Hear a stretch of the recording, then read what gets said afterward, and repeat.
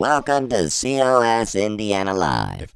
There's never been a more important time in our history than now if you believe it's time to stand up and be free. Stay tuned and come back every Monday at 7 p.m. as our state director and host, Dale Parrish, present the need for self-governance. Our COS Indiana vision statement is to build a grassroots community of Hoosier citizens and legislators dedicated to the constitutional concept of self-governance. So, take it away, Dale.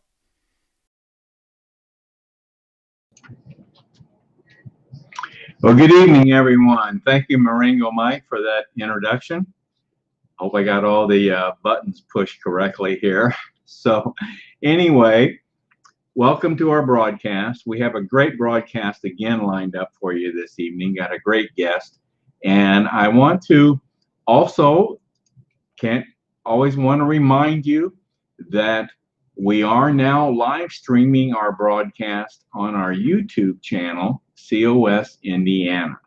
So please, if you need an alternative method of viewing our broadcast, you now have it.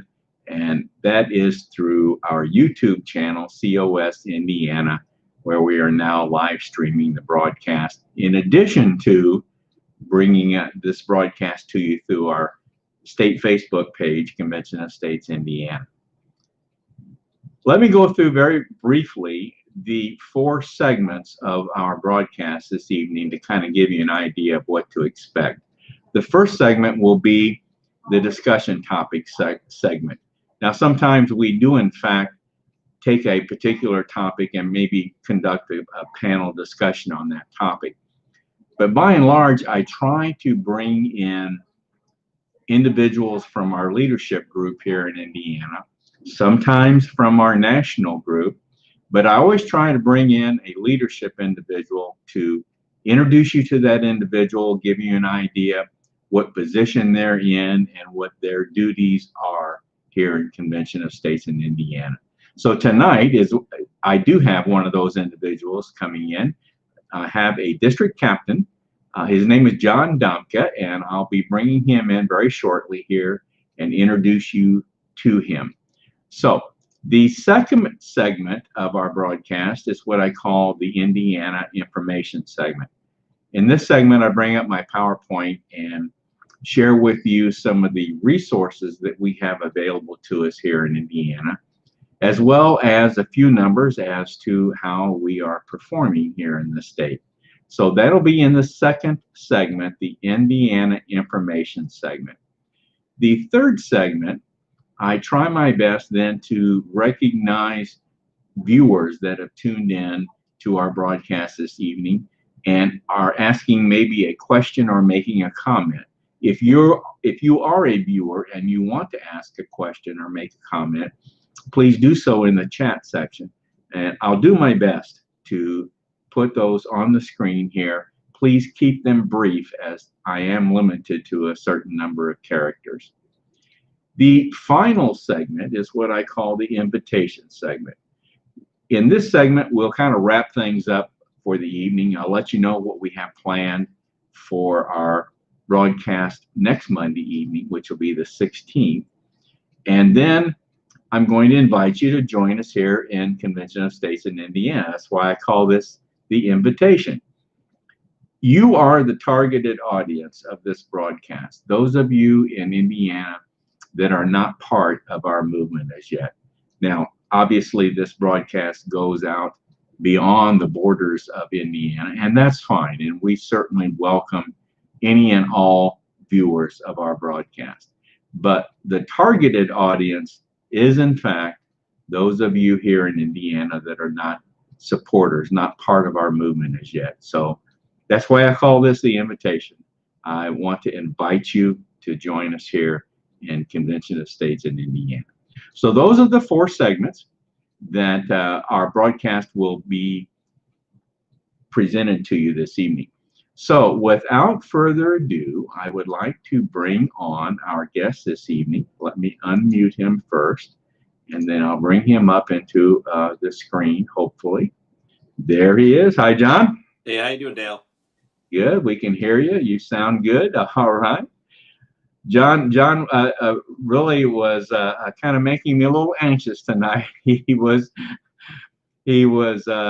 running it close, getting home from work and making this broadcast. Now we're on different times, right? You're still on Yeah, we're in Central Time here where I Central live. Time. Okay, okay. I know that's always kind of confusing, but as I said, John is a district captain, and he's one of our district captains, and he's the district captain of District 3 in Region 1. So, John, first of all, you want to kind of give us a little geography as to uh, what area your district covers.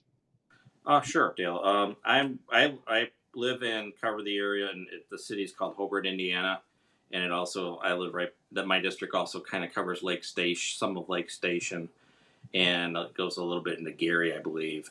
But as far as where I'm located, it's also called the region, which is Lake County, Indiana, and I'm probably about 35 miles from downtown Chicago. So I'm up in the northwest part of the state, Okay. and yeah, that's pretty much where I'm at.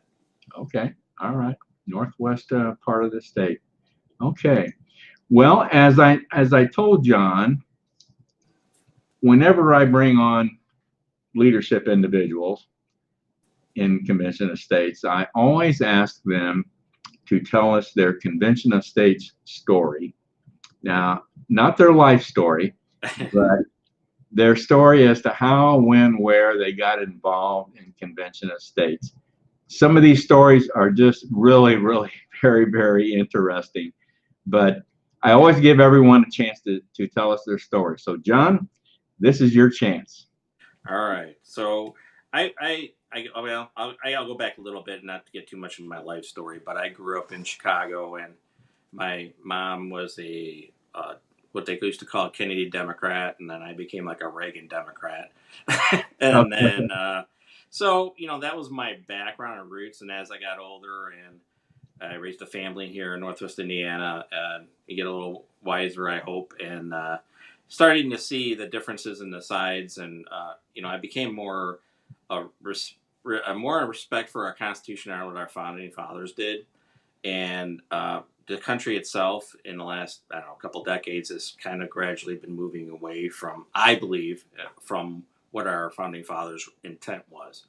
So with that, I started listening to different commentators about, like, Sean Hannity was my first person I heard of from the Convention of States, and then I listened a lot to Ben Shapiro and Mark Levin, and then about 2 years ago, I think it was, I decided, well, instead of just listening and complaining, I better get involved. So that's what brought me to the Convention of the States, and I haven't regretted it a minute of it.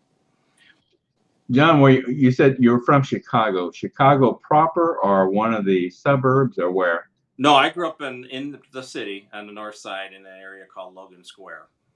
Logan Square. Okay.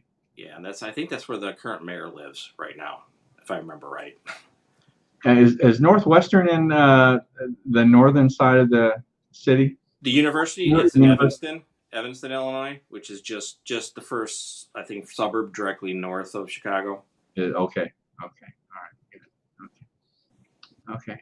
Well, very interesting. I know just about everybody, it seems, when they get into their story, Mark Levin is mentioned, or someone, some commentator that impressed them, or that got them interested in looking at Convention of States. And I know Mark Levin was the person that got me going on it. So I know you mentioned him along with a couple others, but it's very interesting how we have all, to some extent or another, were impressed by someone, some person in a commentator role. I just thought that was very interesting. Well, John, tell us a little bit about the challenges that you face in. I don't think you don't have any challenges, really, do you? Oh no, it's been easy. No problem. Everybody supports it out here. No, Actually, I say that because John has told me about his district, and I'm sorry. Go ahead. What are your challenges, John? Well, it's up to recently, in the last few months, I was the only district captain up in Lake and Porter County. I know we have now one that I don't know if he's done with training yet, but he's out of Hammond, Indiana. I believe there's a district captain in Portage, so that's encouraging. But up to that point, it's just been me. In where I live, the county, Lake County, is predominantly a Democratic county. Not saying one way or the other, but Democrats tend to lean the other way when it comes to this type of stuff. And it's just a matter of education, and most people had never heard of the Convention of States out here. And I just double checked actually at work today when I had some free time that the election results, and it was about a 60-40 split, Democratic. That right, really? Yeah, over voting for Trump versus not. Yeah. So, yeah. And that's pretty much it. I mean, I've met with my state rep, and the senator, and they were very pleasant and receptive to what I had to say. But as far as follow up, I really haven't. Unless I can go meet them in person, I haven't been getting much response as far as from phone calls or emails. Yeah. Both of them are Democrat legislators.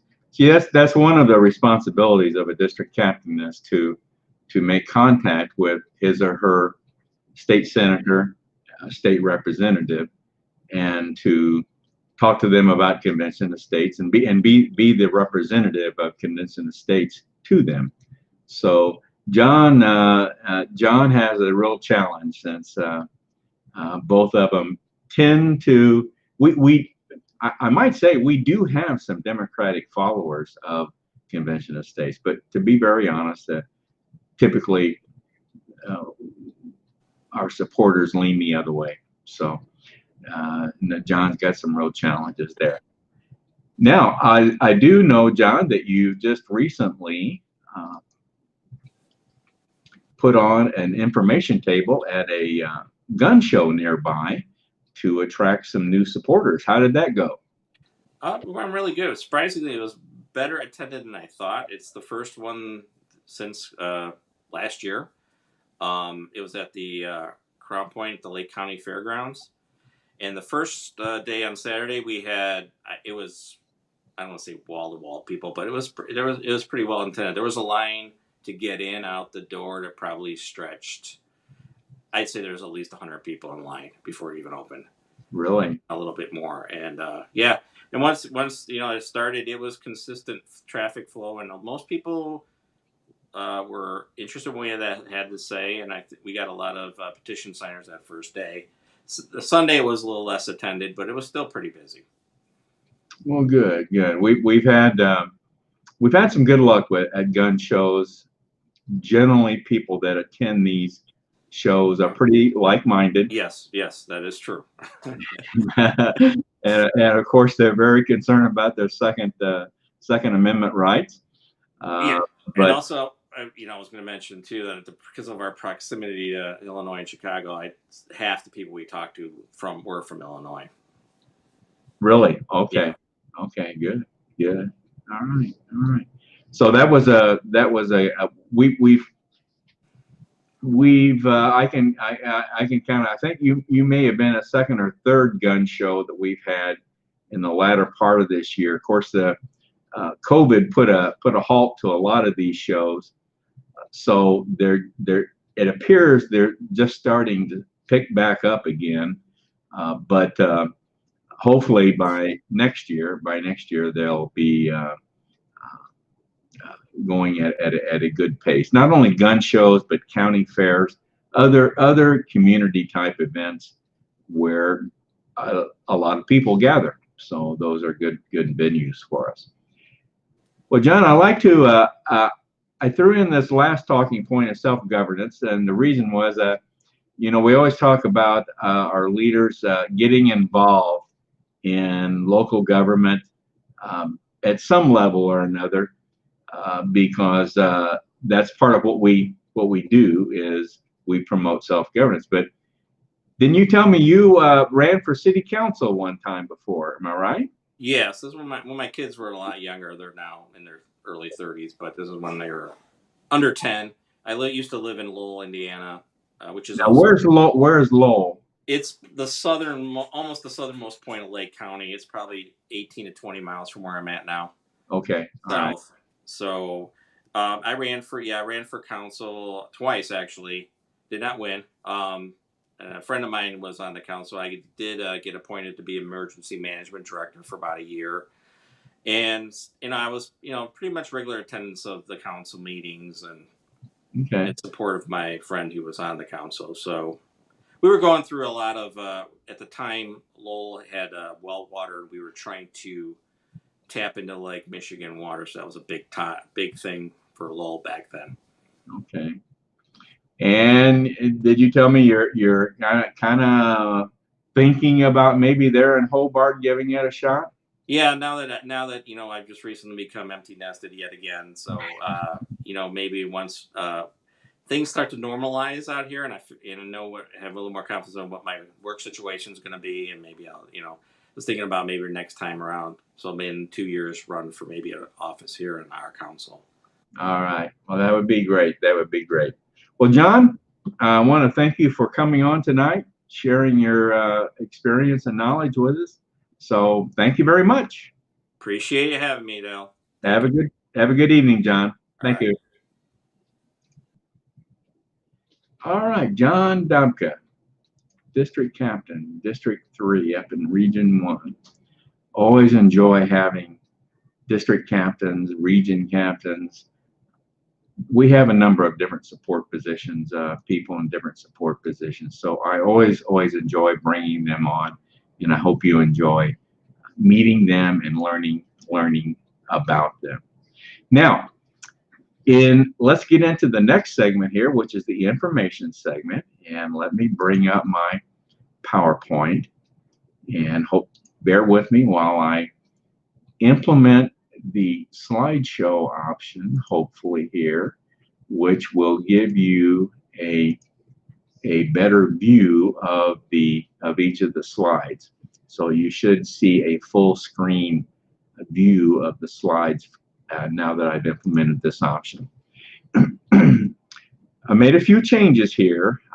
This is now our vision statement here in Indiana. We've adopted the national vision statement. So we're right in line with our national vision statement, which is to build a strong, engaged army of self-governing activists. There's that self-governing term again. But build a strong, engaged army of self-governing activists. That's now our vision statement here in Indiana. Our mission statement is to restore self-governance by recruiting, training, and deploying citizen activists to engage in all levels of government. So that is now our mission statement, and we've identified about 6 individual objectives and goals for 2021 that tie into meeting this mission statement in 2021. Of course, if we accomplish this mission statement in 2021, that brings us closer to realizing our vision statement. Some resources that we have available to us here in Indiana. Our main website, national website, conventionofstates.com. You're going to hear us make reference to this website from time to time. Now, embedded in the national website is our state website page, conventionofstates.com/Indiana. Social media platforms. Our main platform is Facebook, where our state Facebook page, Convention of States Indiana. The broadcast is coming to you through that state Facebook page. Also, our YouTube channel, COS Indiana, as I mentioned earlier, we are also live streaming the broadcast through our YouTube channel. Now, our YouTube channel also is very much an educational resource for us. We have recordings of tonight's broadcast. We have narrated PowerPoint presentations, and we have links to a podcast that our legislative liaison, Paul Phillips, does, called the Free to Be Free podcast. So whenever Paul does a podcast, we put a link on our YouTube channel so that you can easily access his podcast. They're very, very good, I might mention. So that's the Free to Be Free podcast. Now, we're also on Twitter, Instagram, LinkedIn, and some other social media platforms. So if you're into social media, you should not have any problem finding us out in the world of social media. Just some quick numbers. In 2019, our goal was to surpass 41,000 supporters, which we did. Been growing at a tremendous rate. And in 2020, we set our goal to be 52,000 supporters. We wanted to grow the grassroots here in Indiana to 52,000 supporters. Well, I can tell you right now, we've already achieved that. So we're going to easily surpass 52,000 in 2020. And we have already set our goal for 2021, very aggressive goal. So we're looking to continue this tremendous growth that we've experienced here in Indiana. Now, as far as leadership individuals in the state, we have about 80 individuals in some role, leadership role. That includes district captains like you met tonight, like John, region captains, and there's a number of support positions that also are involved. So here's how to get involved with us here in Convention Estates. Here's this national website again. Go to conventionestates.com. Now, the very first thing for you to do is to open an account, sign the petition. That makes you a supporter. And that's a very, very important step. You're now part of our grassroots in Indiana. Now, if you would like to get further involved, then click on the menu selection, Take Action. Scroll down to where it says Become a Leader and look at the different leadership positions that we have available. These are all volunteer positions. The estimated time requirements vary, so you need to look closely at that to see based on the amount of time that you have to devote. But that if you find one that you're interested in, open it up, read about it, and if you're very interested, go ahead and make application. You're not obligated in any way, but what that does then, your name comes up on a report that I see as well as a few others every day. Then one of us will be in contact with you to further discuss that position. So that's how you get involved. And that's what we would like to see more and more of you do, and that is get involved with us. Convention Estates basics. We won't dwell very long on these, but these are the three tenets of our program, nationally as well as here in Indiana. The problem, the solution, and the plan. Now, the problem, we've identified three abuses we feel by the federal government, and then our solution to addressing these abuses. The solution is in Article 5 of the Constitution, whereby Article 5 describes how the Constitution can be amended. And one of those methods is through calling a convention of states for proposing amendments to the Constitution. And these would be amendments that would address the abuses that we identify in the problem area. Now, they're just proposed amendments. They need to be obviously adopted and ratified. Now, the third tenet then is our plan and how we are going to bring this about. So those are the basics, the problem, the solution, and the plan. Once again, if you go to our website, conventionestates.com, and you click on the menu selection resources, you will find a wealth of information there that will explain all these in further detail. So I encourage you to do that. All right, let's get back to then our next segment. And I always, when I do this and I go back here, I always see a blank screen, and it always worries me, but everything's back on now, so I won't be as worried. Now, in our third segment, which would be viewer recognition, I don't see any comments or any questions submitted by any of our viewers this evening, so we will be able to skip over that section or that segment. And I want to then go to our final segment, which is the invitation segment. Now, and I'm bringing up this photo because this is something that I want to use in this segment. But so we're going to wrap things up tonight, and I wanted to tell you that in our next broadcast, which is next Monday, the 16th, I'm going to have one of our national leaders on to be interviewed. This gentleman, Jonathan Biard, is our regional director. And Jonathan has just taken on this position. A young man out of New Jersey who is now has relocated to Florida, has just moved to Florida. So Jonathan is settled enough now in his new home that I've been able to line him up as my guest for our next broadcast. And so I will be bringing Jonathan on to interview, and hope you will find that informative. We'll get to meet Jonathan. We'll talk about his Convention of State story. And I've heard his story, and he's got a very, very interesting story. I know you're going to like it. But then we'll find out just what Jonathan does and some of his challenges that he sees, and learn more about Jonathan, what he is going to try to accomplish as our regional director. So I wanted to wrap things up tonight. You know, if you're like me, you're still in the recovery stage from the election from last week. And I know for some of you, for many of you, possibly the election didn't go the way you wanted it to, but maybe for others it did.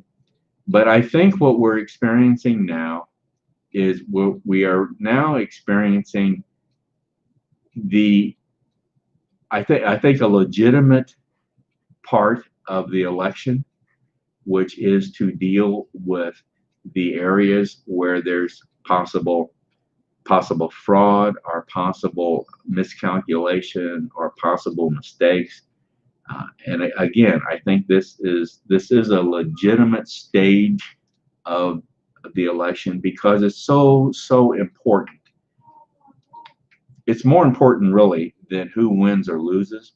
It's more important that our Constitution is secured, and that in this country that we can trust our national elections. If we lose the trust in our national elections, then we've lost a big part of the Constitution, and we don't want to see that happen. You know, here in Convention of States, the Constitution obviously is very, very important to us. That's what we're all about. Specifically Article 5 of the Constitution. But we promote the Constitution. We try to educate people on the Constitution as well as educating ourselves. So this is very important. So what I'm leading up to is, please be patient. I have to try and remind myself to be patient, and let's let this play out, and then we will see who in fact is the winner and who is the loser. So we just don't want the country to be a loser or our Constitution. And I think this leads us to really the quote that I always like to use when I wrap up a broadcast, and that is, you know, there's a two-word question facing us here in this country, and it's not what should we do. The question is who decides. And I think we, the people, should be making the decisions. And I think we're engaged right now in an exercise in we the people making decisions. We the people want to see a fair decision made when it comes to our national elections. A fair and clean decision made. So that's we the people. That's exercising our rights as we the people. So with that said, folks, I'm going to wrap it up. I am seeing a couple comments here from viewers. I want to try and get it on here very quickly. Richard Loken, one of our region captains, says, "Happy Veterans Day to you, Dale, and all of our vets out there." You know, I forgot all about that. That is coming up here very, very soon. I believe it's November 11th, I believe, is the actual Veterans Day. And I'm a veteran, so thank you very much, Richard. Thank you for tuning in. And Sherry Hildebrand says, yes, I think that must mean for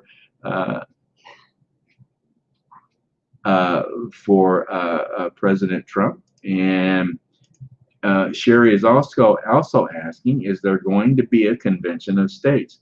We certainly feel that there will be. We need to get 34 states on board to call for this convention of states. We now have 15 that have signed on for this to happen, Sherry, and so we have to get the rest of these states on board to get to the number 34. Hopefully, once we get COVID under control, we'll get back to a little what we would call normalcy, and we'll be able to progress further to get more states on board. So we have 15 now, but we need to get to 34. So it's going to happen. It's just when is it going to happen is the question right now. So Sherry is also mentioning, good, this election was riddled with fraud. I know a lot of people feel that way. So hang on and let's see how this plays out. So with that said, folks, I'm going to sign off again. Once again, put us on your calendar for next Monday evening at 7 p.m. Convention of States, COS Indiana Live. We'll have our regional director on as a guest, and we'll be hopefully engaging in some interesting conversation with you. So thanks again for tuning in, and good night, everyone.